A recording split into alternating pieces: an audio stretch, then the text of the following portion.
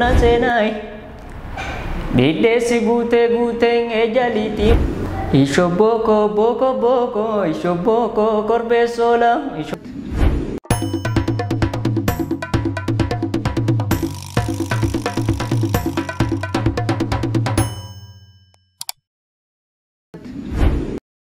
Galatomi jecha maqaan kiyya Inkoosaa Kuchaaniin jedhama.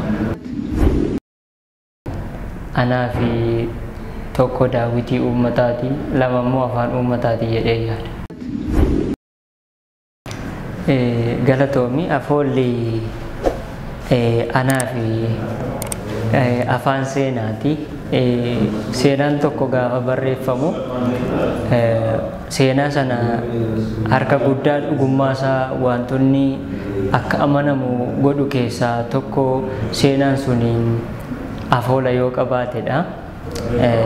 Kanaaf afoola keessaa dhoksaa gurguddoo hedduutu jira. Dudduubee uummata sanaa kan agarsiisu, seenaa uummata sanaa kan nama barsiisu afoola keessa jira. Afoolli immoo afaan baaseetu dubbataa yoo xiinxalanii qoratani. Kanaaf walumaa gala anaa fi afoolli afaan seenaati. Afoolli gosa garaa garaatu jira. Afoolota jiran keessa baacoo, sheekoo akkasuma geerarsa weedduudha. Isa keessaati kanani baay'inaan dhagaas guddadhee hawaasan keessatti dhaladhee guddadhee keessaa weedduu fi geerarsadha jechuudha.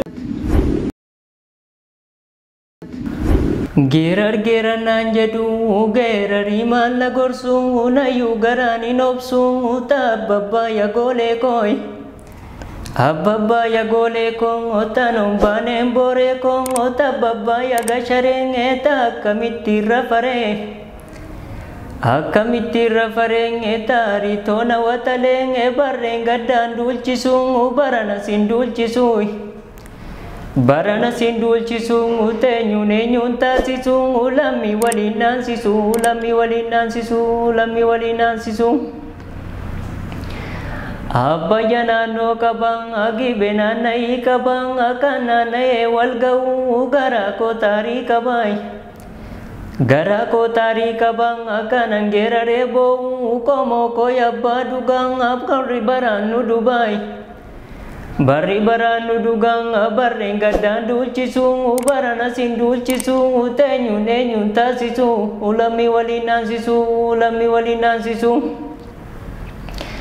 Akka maseen guddinaan afgaangeen ilmooleen dhabduu takka lammii guddinaan afwaanjummaan sin dhuunfattuu. Ijoolleen kee baay'atteen etti isheen kaan hamtuu taateen etti isheen kaan maltuu taateen etti isheen kaan goota taateen. Isheen kaan hamtuu taateen seenaa badee deebisteen mallattoo walii galtee mallattoo walii galtee mallattoo walii galtee. Ishoboko boko boko ishoboko korbee sola ishoboko cufarraasu ishoboko nirigat.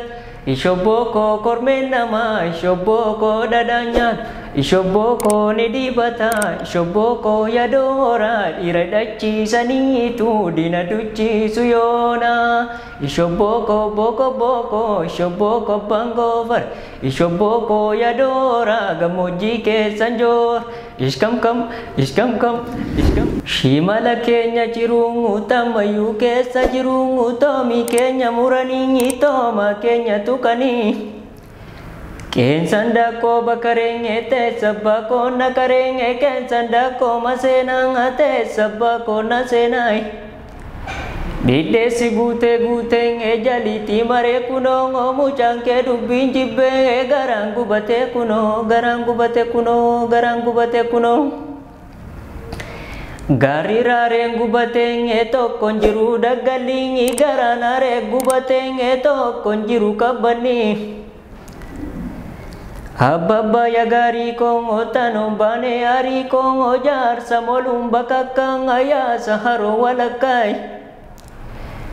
Ya sarjom balbalasa, ya sarjom na malasa, ya sarjom na malasa, ya sarjom na malasa, ya sarjom na malasa. Ishoboko boko boko, ishoboko korbesola, ishoboko chuparasu, ishoboko nirigat. Ishoboko kormenama, ishoboko dadanyat, ishoboko nidibata, ishoboko yadora, iradachi sanitu dinaduchi suyona.